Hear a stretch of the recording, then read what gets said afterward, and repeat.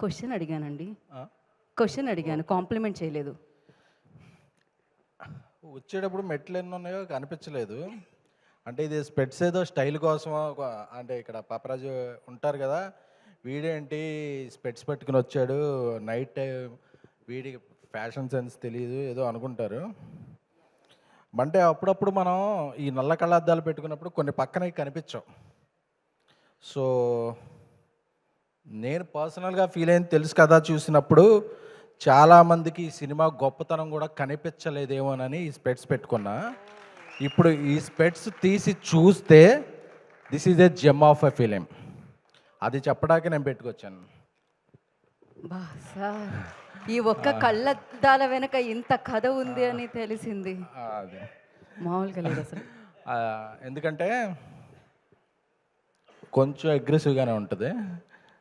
మాది కూడా radical love story sir, పర్లేదు. అంటే మనం కొంతమంది కొన్ని రకాలుగా చూస్తుంటాం.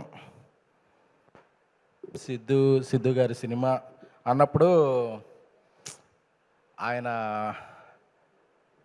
అమ్మాయిల మీద డైలాగ్ వేస్తాడు, యూత్ పరంగా ఏదో ఒక కసవర్డ్ యూజ్ చేస్తాడు అని చేస్తాడు. కానీ ఎంతోమంది హీరోలు చేయలేని పని ఆయన పీక్లో ఉన్నప్పుడు ఒక మహిళా దర్శకురాలికి డెబ్యూట్ సినిమా ఛాన్స్ ఇచ్చాడు. This is the greatness of first greatness of Siddhu garu. We have to address this.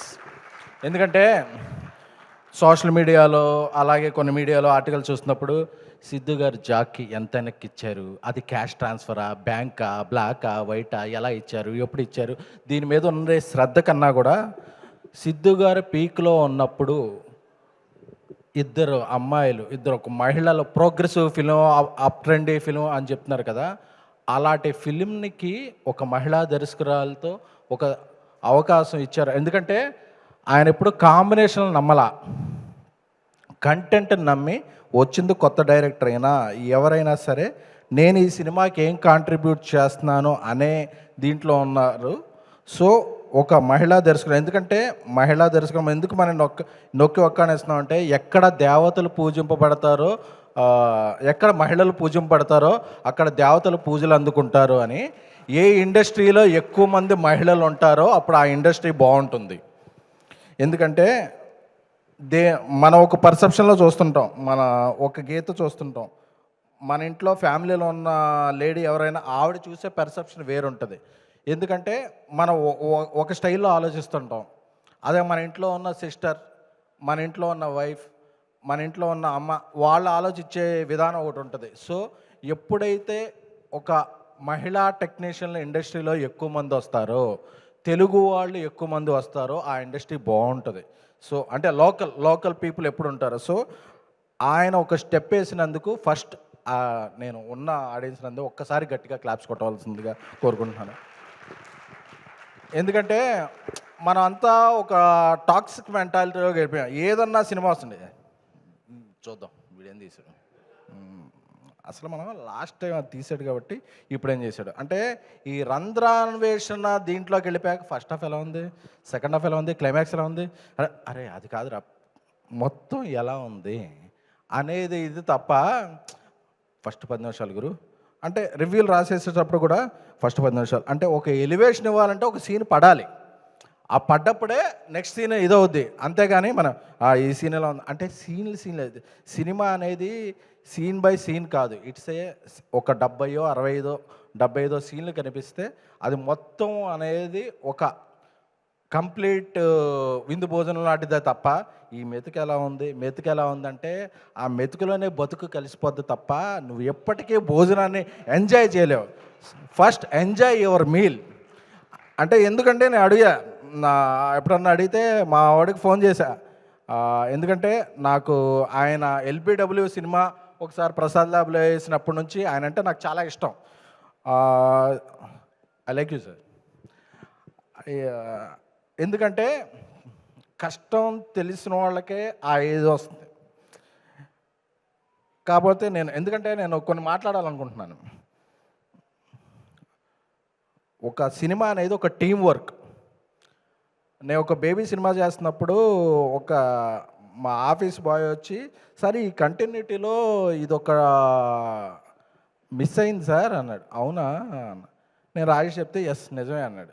అంటే ఒక ఆఫీస్ బాయ్కి ఇన్వాల్వ్మెంట్ ఉంటే హీరోకి ఎంత ఇన్వాల్వ్మెంట్ ఉండాలి? దాన్ని మనం వేరే విధంగా చూస్తుంటాం. ఎందుకంటే సినిమా ఒక 100 మంది 120 మంది ఇన్వాల్వ్ అయితేనే టీం వర్క్ బ్రో. అంతే తప్ప ఎవరో ఒక డైరెక్టరు ఎవరో హెడ్ ఫోన్ పెట్టుకుని యాక్షన్ కట్ అని చెప్తే అదొక ఇది కాదు. ఆ ఇన్వాల్వ్మెంట్ని మనం చాలా ఎక్కువగా ఫీల్ అవుతుంటాం. బట్ అందరూ ఇన్వాల్వ్ అయితేనే ఒక టీం వర్క్. సో నాకు ఈ సినిమా చూస్తున్నప్పుడు నేను యూరోప్లో ఉన్నా. యాక్చువల్గా రాజా సాబ్ షూటింగ్ జరుగుతుంది, విశ్వ గారు మేము అందరం షూటింగ్లో ఉన్నాం. నాకు ఎర్లీ మార్నింగ్ నాకు ఇది అవగానే నాకు నా డైరెక్టర్ సాయి రాజేష్ ఒక మెసేజ్ పెట్టాడు. సిద్ధు ఆయన పెట్టిన మెసేజ్ అంటే మనకి ఎస్ఎంఎస్లో మామూలుగా మెన్షన్ చేస్తారు కదా, సిద్ధు లాంటి పొటెన్షియాలిటీ ఉన్న ఆర్టిస్ట్ని నేను ఈ మధ్య చూడలేదు. This is very very very progressive film. నాకు ఆవిడ నీరజా గారు, ఎందుకంటే ఆవిడ నాకు స్టైలిస్ట్గానే తెలుసు, కానీ ఆవిడలో ఇంత ప్రోగ్రెసివ్ డైరెక్టర్ ఉన్నారని నాకు అర్థం కాలేదు. It is a cult cinema గురు. నేను ఒక బేబీ రాస్తున్నప్పుడు ఎలా ఫీల్ అయ్యానో ఈ సినిమా చూస్తున్నప్పుడు ముగ్గురు క్యారెక్టరేషన్ కూడా అలా ఫీల్ అయ్యాను గురు అని చెప్పి స్లోవేనియాలో ఉన్నప్పుడు నాకు 4:30కి మెసేజ్ వచ్చింది. ఎందుకంటే మనం ఒక మనిషిలాగే చూస్తాను నేను. ఎందుకంటే అది ఎందుకు మాట్లాడుతుందంటే నేను చాలా పిఆర్ఓగా ఉన్నప్పుడు నన్ను పిఆర్ఓగా చూశారు. ఒక ఐకాన్ స్టార్ అల్లు అర్జున్ గారు మాత్రం నన్ను గురు నీలో ఒక ప్రొడ్యూసర్ ఉన్నాడు తెలుసా అన్నాడు. ఎందుకు అలా ఫీల్ అయ్యారంటే లేదు నువ్వు ప్రొడ్యూస్ చేయని. సో నాకు అలా నీరజా కోన గారికి ఎవరు చెప్పారో సిస్టర్కి తెలియదు, కానీ సో షీజ్ అంటే ఒక అప్స్కేల్ సినిమా చేస్తారు కదా, మనం ఎప్పుడు అనుకుంటాం ఏదో ఒక ఓటీటీ ఛానల్లో చూసినప్పుడు అరే భలే ఉంది ఈ టేకింగ్, ఆ మలయాళంలో తీస్తే అదిరిపోయింది అసలు ఎవరు అనుకుంటాం కదా. తను తీసినప్పుడు నాకు ఒక లిటరల్లీ ఇది ఒక కరణ్ జోహార్ జోయా అఖ్తర్ సినిమా ఎలా తీస్తే తెలుగులో మన ఆడియన్స్కి ఎలా ఉంటుందో అలా అనిపించింది. అంటే ఆవిడ ఒక కళ్యాణి జ్యూయర్స్ బ్రాండ్ అంబాసిడర్లో ఒక స్టిల్ పెట్టారు, కానీ షీ హ్యావ్ వెరీ మెటల్. మీలో అంటే నేను కూడా ఆయన సన్ ఆఫ్ సత్యవతి ట్రావెల్డ్ చాలా సినిమాలు ట్రావెల్ చేశాం కాబట్టి అంటే ఒక మనిషిలో వాళ్ళకి తెలియని కోణాలు చాలా ఉంటాయి. సో మనం ఒక మనిషిని ఒక రకంగా చూస్తుంటాం, కానీ వాళ్ళ ఇది ఉంటుంది అనేది నాకు ఈ సినిమా చూసిన తర్వాత నాకు చాలా అర్థమైంది.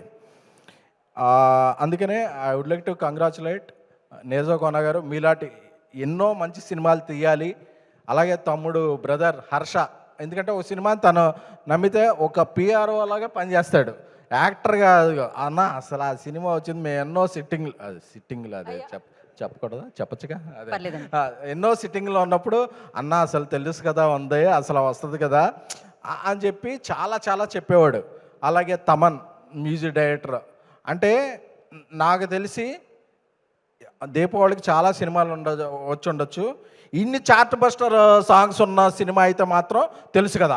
ఎందుకంటే ఒక మల్లికా గంధ సాంగ్ అయితే ఏంటి, వేరే సాంగ్లు ఏంటి అన్నీ మాస్టర్ చేశారు. ఒక మహిళా కొరియోగ్రాఫర్ రామ్జోగి గారు అద్భుతమైన సాంగ్ చేశారు, కాసల్ శ్యామ్ గారు అద్భుతమైన సాంగ్ చేశారు. అప్పుడప్పుడు మైత్రి శశి గారు రూడ్గా కనిపిస్తారు, కానీ ఈజ్ కూల్ డ్యూడ్.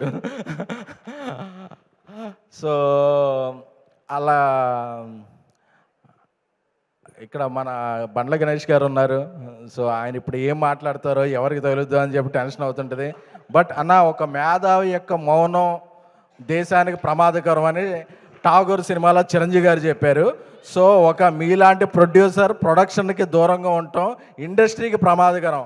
అందుకని మీరు ఎన్నో మంచి సినిమాలు చేయాలి, పెద్ద సినిమాలు చేయాలి, కాంబినేషన్లు చేయాలి అని చెప్పి మేము కోరుకుంటున్నాం. ఎందుకంటే నేను చాలాసార్లు కళ్యాణ్ బాబు అభిమానిగా చూస్తున్నప్పుడు ఎప్పుడు గబ్బర్ సింగ్ స్టార్ట్ అయినప్పటి నుంచి ఎలా ఉంటుంది తమ్ముడు అదే పగిలిపోతే అని బీప్ అని చెప్పేవాడు ఆయన.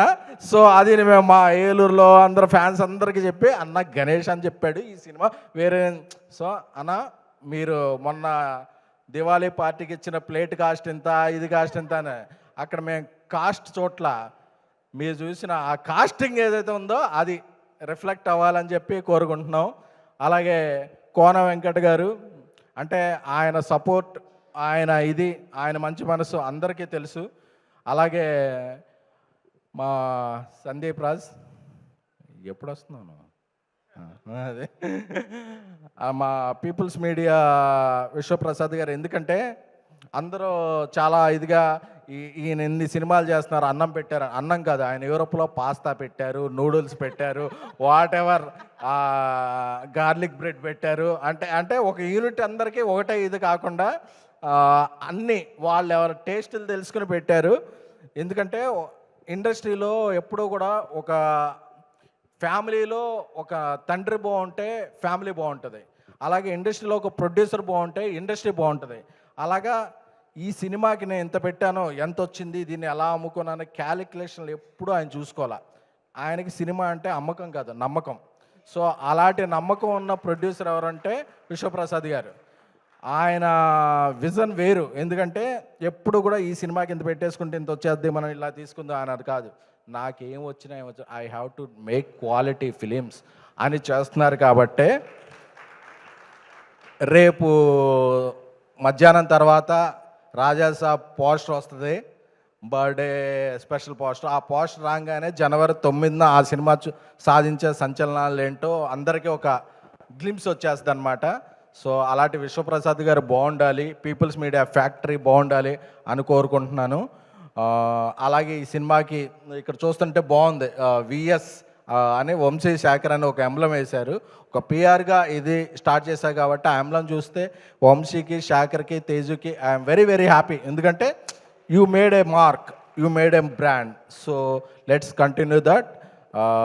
సో ఫైనల్గా ముగించే ముందు చెప్పదలుచుకుంది ఏంటంటే, సినిమా చాలా బాగుంది. అంటే మనం ఈ సినిమా గురించి కొన్ని వర్డ్స్ వింటున్నాం, సరోగసి అని, అప్ ట్రెండ్ ఫిల్ అని, ఇలాంటివన్నీ వాడుతుంటే మన మాస్ అనుకుంటారు, ఓహో ఇది మాది కాదేమో. ఇది కాదు, పక్కా మాస్ సినిమా. ఇద్దరు అమ్మాయిల మధ్య ఒక కుర్రోడు, అది మన టిల్లు చిక్కుకుంటే ఎలా ఫేస్ చేస్తాడు అనే చేసే సినిమా. అంటే మనం ఒక సాఫ్ట్ టైటిల్, అంటే ఒక అగ్రెసివ్ టైటిల్ పెట్టినప్పుడు మన ఇంపాక్ట్ ఇది మనం చూసేలేము. అంటే ఒక సాఫ్ట్ టైటిల్ పెట్టాం కదా అని చెప్పి మీరు తెలుసు కదా అని మీకు తెలుసు అనుకుంటున్నారా? మీకు ఎవరికీ తెలియదు, చూసిన వాళ్ళకే తెలుస్తుంది, చూసిన వాళ్ళకే ఈ సినిమా తెలుస్తుంది. నేను ఈ రోజుల్లో నుంచి భలే భలే మగాడు నుంచి, ప్రతిరోజు పండుగ నుంచి, ట్యాక్సీ వాళ్ళ నుంచి, బేబీ వరకు నేను సినిమాలు చేశా. ఎన్నో ఫంక్షన్లకు వెళ్ళి ఈ సినిమా బాగుంది బాగాలేదు అని చెప్పాను. ఎప్పుడు బాగోపోతే, ఎందుకంటే వాళ్ళ కింద వేసుకుంటాను ఎప్పుడు సోషల్ మీడియా అనుకోండి. మీరు తెలుసు కదా సినిమా చూస్తే ఈ 2.5 గంటలు కూడా, మీరు 2 గంటల 2 నిమిషాలు కూడా మనకి టిక్కెట్కు వర్త్కు పైసా వసూల్ అని అనుకుంటారు. ఎందుకంటే we have very few actors in stars. Siddhu గారు ఈజ్ యాక్టర్ ప్లస్ స్టార్. మీరు ఎవరు ఏం అనుకున్నా సరే ఈ హెడ్డింగ్ మార్క్ చేసుకోండి, సిద్ధు గారు ఈజ్ యాక్టర్ ప్లస్ స్టార్. ఆ సినిమా ఒకరోజు ఎంత చేయొచ్చు, ఆ తర్వాత రిలీజ్లో ఇది మేము క్లాసిక్ సార్, ఆ రోజు మిస్ అయిపోయాం ఆ లాంగ్వేజ్ సినిమా అని అనుకోవచ్చు. ఎందుకంటే అప్పుడు అనుకుంటారు టాలీవుడ్ ఫెయిల్డ్ హియర్ అని. టాలీవుడ్ ఫెయిల్ చేయొద్దు, Tollywood should win and watch. తెలుసు కదా అంటే ఒక 6 నెలల తర్వాత, 1 ఇయర్ తర్వాత అనుకుంటారు, అర్రే ఈ సినిమా మనం చూడలేదని. అంటే ఇప్పుడు నెట్ఫ్లిక్స్లో వస్తుందని ఆగద్దు, నెట్ఫ్లిక్స్లోకి వచ్చే ముందు మీ చిక్స్తో మీరు వెళ్ళి సినిమా చూడండి. తెలుసు కదా ఈజ్ అంటే అందరూ కూడా ఈ సినిమా ఈ దీపావళికి విన్నర్ విన్నర్ అని అంటున్నారు, but it will be money spinner. Thank you. బా ఎస్కేఎన్ గారు, ఎస్కేఎన్ అంటే